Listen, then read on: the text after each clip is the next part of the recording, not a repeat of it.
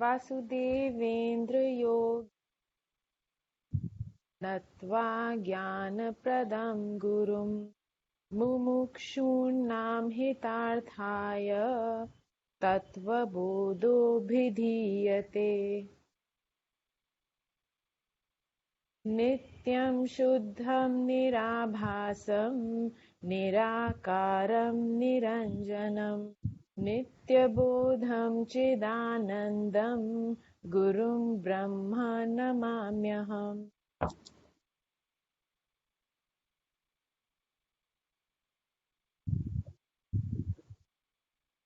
साधनचतुष्टयं सम्पन्ना अधिकारिणां मोक्षसाधनभूतं तत्त्वविवेकप्रकारं वक्ष्यामः।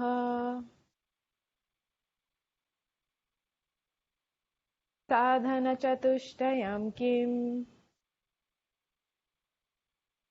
नित्यानित्यवस्तुविवेकः, इहामुत्रार्थफलभोगविरागः, शमादिषट्कसम्पत्तिः, मुमुक्षुत्वं चेति।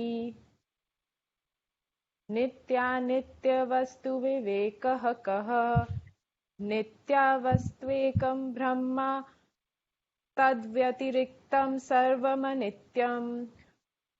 अयमेव नित्यानित्यवस्तुविवेकः। विरागः कः? इहास्वर्गभोगेषु इच्छाराहित्यम्। इहामुत्रार्थफलभोगविरागः। इह स्वर्गभोगी इच्छाराहित्यम्। The definition of sorry.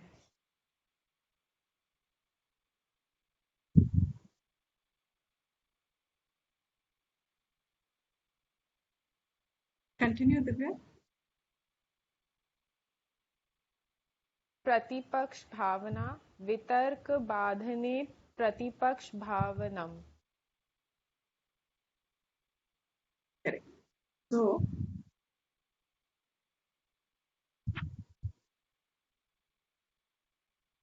very good, Divya. Very good. What we have in essence seen already is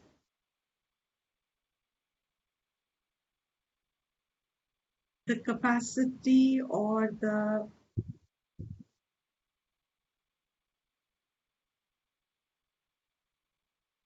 I'll leave it at capacity. The capacity of a person to discover their peace, mental peace, lies with how you remain anchored to the higher truths of life. Every person has a tug of war within themselves. When you move away from your nature, in your actions or in your thoughts, there will be some disturbance. This disturbance is like a feedback mechanism to a human being. That a disturbance implies you are moving away from your nature, basic nature, true nature, inherent nature. The way to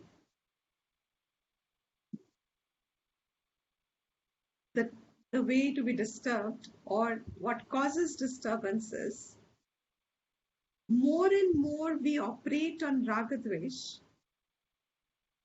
more and more we move away from our nature. That moving away comes as a disturbance. Like in the body, we have pain. If you cut your finger, even a little with a knife, while cutting the vegetable, it scratched your finger. And it's just a slight cut, but you get pain instantly, which draws your attention to the cut. That pain is actually a feedback to tell you that there is something that has caused an injury to the body. You need to be careful. In the same way, mental disturbances also point to the fact that you are drawing away from your nature. You are distancing yourself from your nature.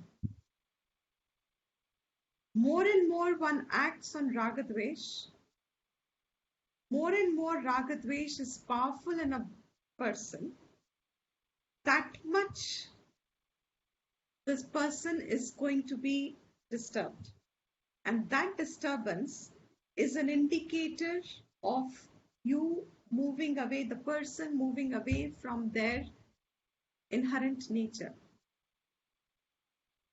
Opposite of it would then mean more you are in alignment to your nature, more you live your life, conduct your life, conduct your actions, and remain in your thoughts aligned towards what is your nature, more peaceful you are. So what really is the qualifications that are necessary for Atma Vidya ultimately is, how much are you remaining aligned through life's thicks and thins, varying circumstances, meeting all kinds of people with all kinds of temperaments, from within yourself, holding all kinds of temptations and desires. This is a tug of war every person constantly experiences. How much you remain anchored to your higher nature, to your true nature, that much peaceful you are. So these values, the qualifications, are helping us remain anchored to it, to the higher nature. Vairagyam, we said, is the essential quality, capacity to give up what is redundant, what is based on Ragadvesh, what is taking me away from my nature. My capacity to give up those things or those situations in my mind, and when I give them up, in the process of giving them up, wanting to abide with my nature and higher values, in between sometimes my mind plays tricks. The Ragadvesha, being strong, acts up as if and makes one susceptible, makes one weak, susceptible to the fact that I need to fulfill my Ragadvesh, otherwise I feel incomplete. This, he says, you need to counter it immediately with a set of thinking, reasoning, which is tuned to the higher, offsetting the reasoning that your likes and dislikes present to you, offsetting what your mind tells you, offsetting it enough to do what is right, to think what is right. Even if you don't do, it is very essential to constantly think what is right. Action rightness is of course necessary, but more harder and more valuable, better is that you are able to keep your thoughts aligned to thinking what is correct, having the right thought. So, Vitarka Badhane meant that which is reasoning powerful enough to stop the reasoning that my likes and dislikes in my Shobhana Adhyasa present to me and weaken me as a person. Pratipaksha Bhavna is seeing from another standpoint. And that another standpoint is Shastriya standpoint. Whatever the scriptures say, whatever the higher values say, that is the Shastriya standpoint. In the modern context of life or in present time, psychology has improved a lot in last few years. Very close to this Pratipaksha Bhavna, psychologists have put up what is called as cognitive reframing, also called reappraisal. Cognitive reframing, I'm only bringing this up that maybe this connects to some people. Cognitive reframing is the easier way to understand Pratipaksha Bhavna, but there is a slight difference between the two. They look alike. Cognitive reframing means you train your mind to recognize the situation differently. Reframe your mind, reframe your cognition. There are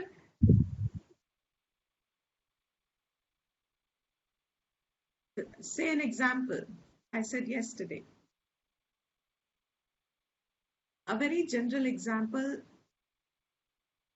a newly married girl finds herself difficult to fit in her new family. And she finds one member in that family dislikes her to the core for no reason. Not only dislikes her, has hatred. Say that member could be the mother of the husband or the sister of the husband or an aunt of an husband, doesn't matter. Anybody.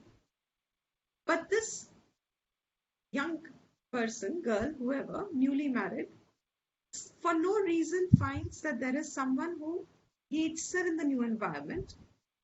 And this is a huge contrast from where she comes because everybody loves her in her life. Nobody has ever disliked her or hated her. And suddenly she comes across a person who hates her. And I mean it literally. Hates the sight of her for no reason. Now, how are you going to work the situation? These are very common examples. How does the person work the situation? You can see that that dislike hurts you. You can see that that dislike you want to do something about. Some people will go overboard trying to please the other person. Some people will avoid the other person. There are all kinds of reactions, which is called as spontaneous reactions to something that is not likable. Remember, we said Sukha Prapti, Dukha Nivritti. We have done this, right? That we move towards Sukham, right? Yeah, okay. So if there is an experience when we see as Dukh, perceive as Dukh, you want to avoid it. So you tend to want to do things to maneuver yourself. So either somebody goes overboard, tries to please, someone tries to avoid the person, someone tries to reason with the person. बहुत कुछ करता है अपने दिमाग में वो इंसान सोचने के लिए कि how am I going to become acceptable to that member of the family. What is cognitive reframing here? All this is not reframing. Cognitive reframing is when leave yourself aside, leave your hurt aside for a while, see it from another person's standpoint. View yourself from that person's standpoint. The person who hates you, for one moment, keep your hurt aside, put yourself in that person's shoes and view yourself from there. How will you see that then? How will you see yourself then? The minute you recognize where does that person come from, this is only one of the ways. Where does that person come from? Why is there hatred so much for you? You suddenly realize that your thinking has got freed up enough to not be involved in it. And you realize that the person may have their own issues or may have their own uh, reasons to hate me, seems to have nothing to do with me. And therefore, immediately, what you called as disturbing and may have remained disturbing for long has instantly rechanged itself, and you have, by just a shift of cognition, you have resumed the peace, mental peace. Just a shift of cognition. That shifting of cognition here in psychology is possible because it is from scene to scene. Seen world to seen world means you can find reasons within what you are seeing in the world. You can locate reasons why they dislike you, why they don't, etc., or something else. Supposing I don't know. I lack examples at this point. As long as the idea is getting conveyed, say you like something, you really like, you like something, and somebody says, I want it. Now, you don't want to part with it at that time because you really like it, but the other person insists they want it also. Now, there seems to be a distaste for you at that point. How will you resolve it? Psychology says reframe your mind. The way to reframe is, say, how Shastra will help you is, if this gain of object is giving me happiness, the gain of object is giving the other person happiness. If the gain of object is what is the cause of happiness to the other person, I can learn my happiness by seeing the other person happy. Now, what has happened? Automatically here, what you saw, your happiness is dependent on your object and its possession. And you found that in the situation, somebody else wants it and their happiness is dependent on it. But you need to reframe your peace of mind, and you reframed it by discovering your happiness in the happiness of the other person. Now, this cognitive reframing, the words are beautiful, so I bring it up today. Reframing your thought, your cognition, is many times made akin to Pratipaksha Bhavana. It looks alike on casualness. Pratipaksha Bhavana में भी क्या किया आपने? Because I've taken the right thing first, so you will now see that just mere shift of cognition is not going to free you from the desire. It can give you peace, but it doesn't free you from desire. But Pratipaksha Bhavana, when constantly introduced, develops Vairagyam. It gives you, it frees you from its dependency. While cognitive reframing will give you temporary, immediate peace, it can work as a band-aid. It is necessary immediately many times, especially initially when you don't have so much knowledge. When you don't have enough knowledge of the Shastra, it is very effective a tool because it is very close to Pratipaksha. But it should not be mistaken to say it is the same as Pratipaksha. So, whatever adjustments to thought one makes, one is careful to note that is that adjustment temporary, or will it free me in time? For example, when you take the Yoga Sutra and it said ahimsa is a quality. And when one wants to yield into some form of injury, minor injuries, may not be killing, but hurting someone inadvertently, you cannot just shift the cognition. Shifting of cognition there would not help you. But in a lot of human situations and interactions, shifting of cognition can aid, but it will not free you. Pratipaksha bhavana and usage of it, constantly bringing the reason which is closer to the truth. Like, for example, if that person is hating you, one thing is, okay, it's okay, they hate you for whatever their issues are, you can be a little peaceful. But if you see it from the other person's standpoint and say, okay, that person is, say, if it's a sister or a mother or an aunt or whoever, must be so close and they must be feeling I'm taking their place. It's quite logically possible, legitimate emotion for someone else. Yes, they need to understand it's illegitimate, but to your mind, you know that they are not ready to understand. Automatically, when you put yourself in that person's shoes and view yourself, and you realize just reframing is not enough, but you should not develop hatred for the person. It should not stem into starting a dislike for the person. A mere cognitive reframing could have stopped there. And you would have said, okay, fine, I understand. I guess that problem, it'll remain in my life till that person understands better. I have to deal with it.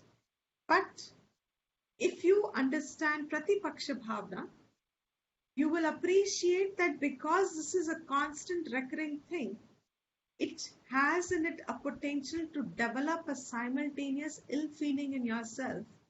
And if you are grounded in knowledge, you will realize any raga dvesh in you is an equal potential of disturbance. Therefore, I have to be watchful that this disliking environment where someone hates you for no reason at all or dislikes you for no reason at all, I have to be watchful that I do not develop a dislike for the person.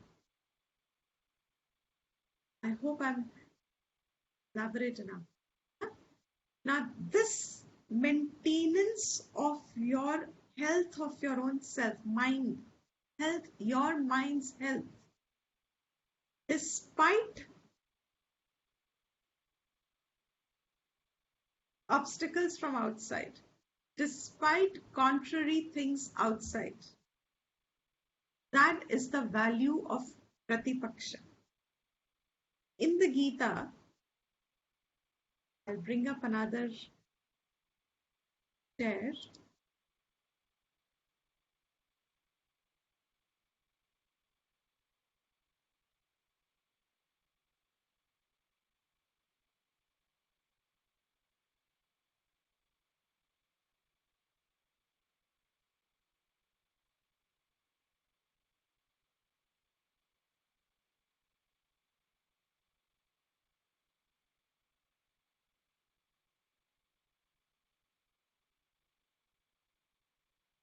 Can you see this? The writing material? Not yet, ma'am. Not yet, Diptiji. Now? नहीं. हाँ. Yes. Yeah, okay. Now you see, I said yesterday from the yoga point of view. Today I started by saying psychology also helps with cognitive reframing, reappraisals. There are techniques for it further. We are not going into it, just introducing it. Now, when you are into development of Vairagyam, with the help of Viveka, you want to follow the higher values, even in a situation like this, where someone hates you, dislikes you, and you have the higher values knowledge of the higher values. Here in the 12th verse in Gita, of the 12th chapter, 14th verse, 12th chapter of the Gita, And 13th chapter gives you certain values in the Gita, which, like we did yamas and niyamas from yoga school, Vedanta and Gita are giving you certain values to live with. Values of a person who is steady in their vision of knowledge. Vidya. How does that human being express himself? How does he live? One of these verses where he talks of these qualities is Santushtaha Satatam Yogi. He's called a yogi. Who now? Not the one who is doing yama, niyama, asana, dharana, dhyana, samadhi. Not that. The yogi here means even if he does this or not, he is abiding in his values of the higher. Those can be the values, or knowledge here being Vedanta, knowledge is the value. With the knowledge, he says, Satatam Santushtaha. He is always santusht, content.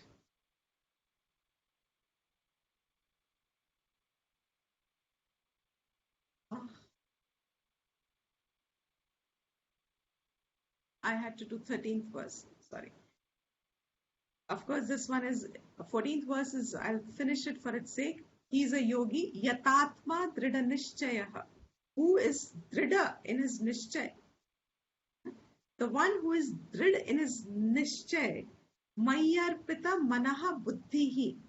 He has dedicated himself with his mind and his buddhi, means they are aligned together in dedication to the higher values. And here mayyarpit means Krishna says he's offering himself, his actions to me, his emotions to me. Mad bhaktaha. He is one that is my devotee. Same priyaha, and he is dearest to me. This verse has come, by the way, my main attention was on a previous verse. Adveshta sarva bhutanam. This is a value. This topic, this chapter is on who's a bhakta, who's a devotee.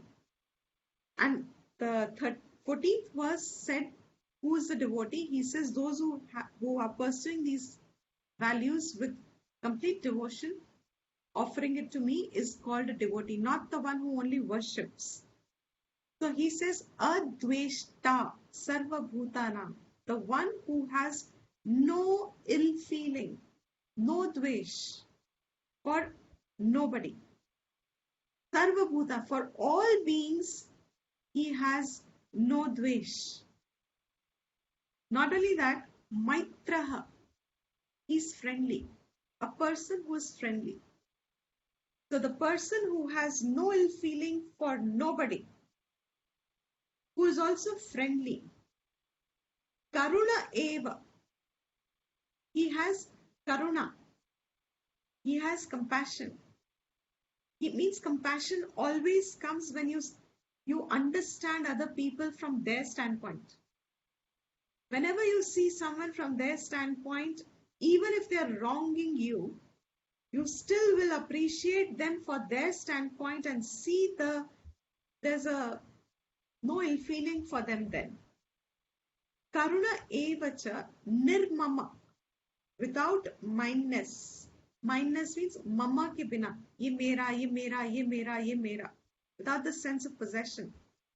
Nir ahankaraha, without the sense of egoism. Moreover, sama, maintaining equanimity in sukha, dukha, dukha, sukha. Sukh ho ya dukh ho, the person maintains the mental equanimity. Shami, Shami means he's ready to forgive, overlook. No? He says Shamavan. He is the one who has in him the forgiveness, easy forgiveness, even when he is wronged. His mind remains avikriya. He doesn't have. So in my example that I just gave, supposing you find someone really disliking you, There is no reason. You find no reason on your side. Why should a person dislike you so much? But they still dislike you, and it's a fact of your life that they dislike you. That's as simple as that. When they dislike you so much, you know very well what is swabhavik. Agar hame koi, forget the knowledge. If you don't have this knowledge in your life, if someone dislikes you, what is your natural inclination? As I said, natural inclination is first, you will either try to please the person or someone will just try to avoid the people. You will try and see, you will be disturbed. You don't know why they are disliking you. But there's nothing you can do other than these two things: avoid them or please them with the hope that they will be, and sometimes try and reason them. These are the methods. But if you have the higher values, the minute the mind got disturbed, it became the seed of taking you away from your real nature. When someone is disliking you, I'm not even giving the example when you are disliking someone. Here I'm saying you are the object of someone's dislike. Someone's dislike for you can become the seed of so much disturbance that you will start, that disturbance is now telling you have the temptation to go away from your nature because you will want to find peace. To get peaceful again, if you don't have these values, knowledge with you, what we are doing in Tattva Bodha also now, Viveka, through Viveka, I have to somehow nishchaya, like the next verse said, Drida nishchaya, not ordinary nishchay. It has to be a firm nishchay that I will not waver from my values.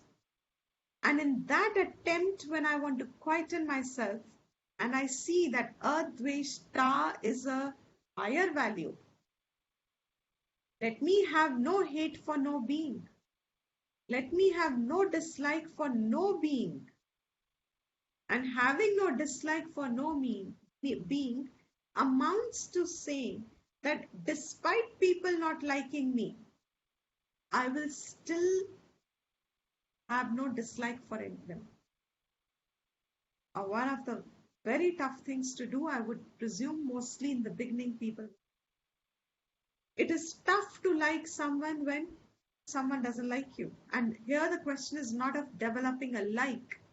Here the question is, how will you neutralize your mind?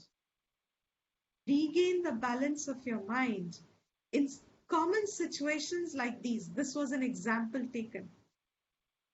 There are many examples which topple our mind. This is not one thing and the only thing. This is an example taken to say, how would you frame your mind, reframe the mind?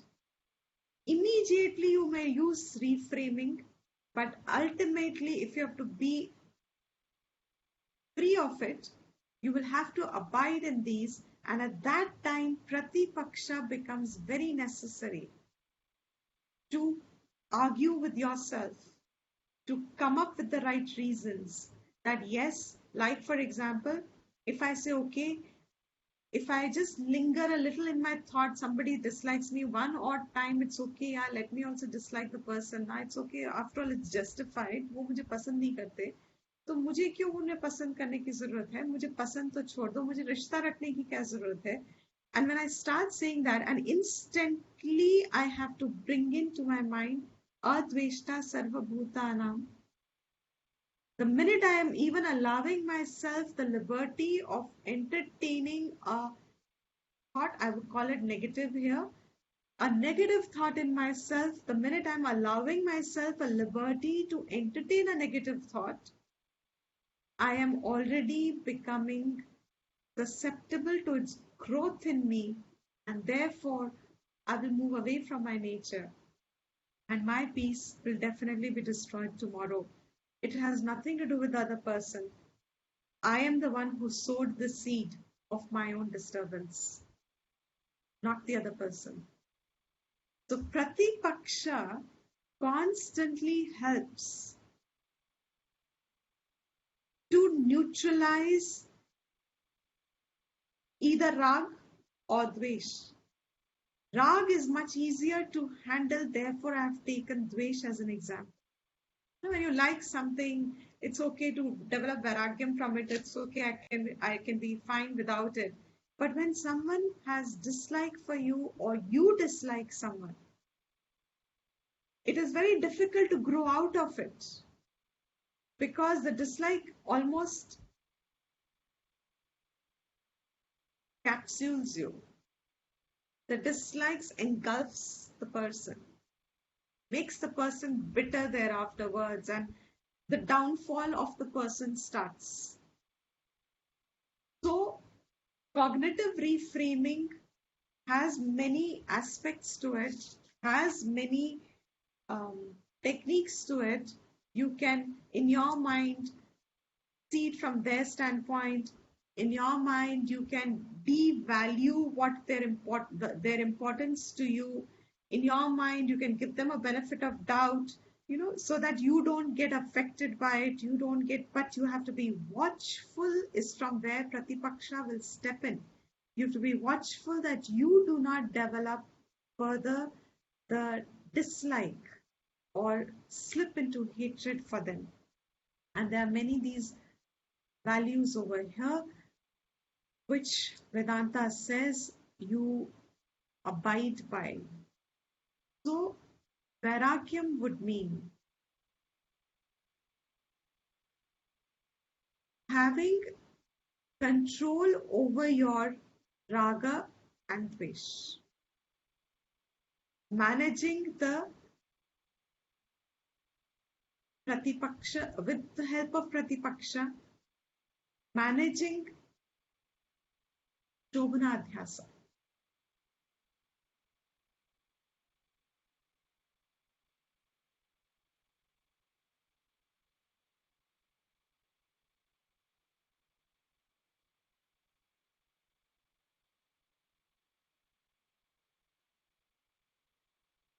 Okay.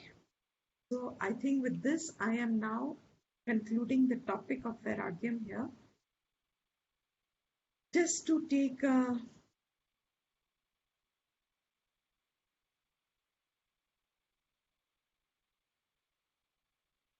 summary. With the right discernment of what is real, what is unreal, your capacity to give up what is unreal, mithya, that giving it up, beginning to see no value to things and beings, or giving a relative value to them, is Vairagyam. To handle that Vairagyam, to develop that Vairagyam, to handle the Ragadvesh which prevent it, is Pratipaksha Bhavana. Is this clear? So I think for now, I will stop here today, concluded the topic. If there is any question, you can take up with reference to just this topic for now. And even those on FB with reference only to this topic, there are other questions that have been asked, like yesterday someone about tapas and its grades and about brahmacharyam. I think we'll take them up as a separate class of question answers. Maybe next Saturday we'll have a separate question answer class where if you have any questions, please send them beforehand. You can email to me and we'll take up, if there are adequate number of questions, we'll take them up as a class. Otherwise, I'll see how we take them. But within this topic that we have covered of Vairagyam, if there is any question you have now, you can please ask. Otherwise, I will end the class today here.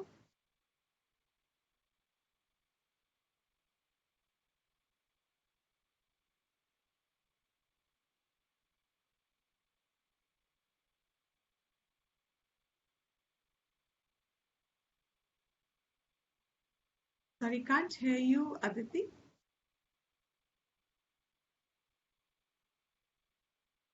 Can't hear you. Your mic is not on, but your mic is on, but I can't hear you.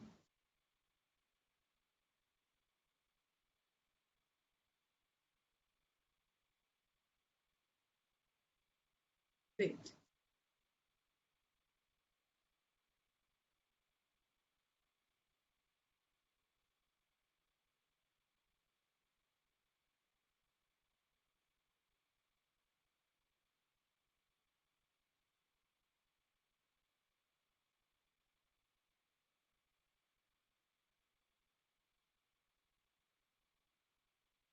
A question? Maybe I think Deepti, once we go over the topic again, no, the whole Vairagyam topic, we're gonna write that synopsis for you. So I think then the questions will start coming up. Yeah, correct. So I think we'll keep it for next Saturday. In the meantime, to everyone, uh, whoever's listening to the class, make your own summary of Vairagyam, whatever has happened, of Viveka if possible also. And if you want to share it, you may send it as an email like you've been doing it. And I'll go through, of course, I go through every one of them. Only when there is a correction needed, I will respond back, but I will read everything. So you can send it and then we'll take it on. Spend a class on clarifying doubts if there are any doubts so far, either first from Vairagyam and then from Viveka and then general questions. Any general question. Okay, so 3 ways we'll go. Vairagyam first, Viveka, and then general questions. So we'll end the class here for now. Early birdie.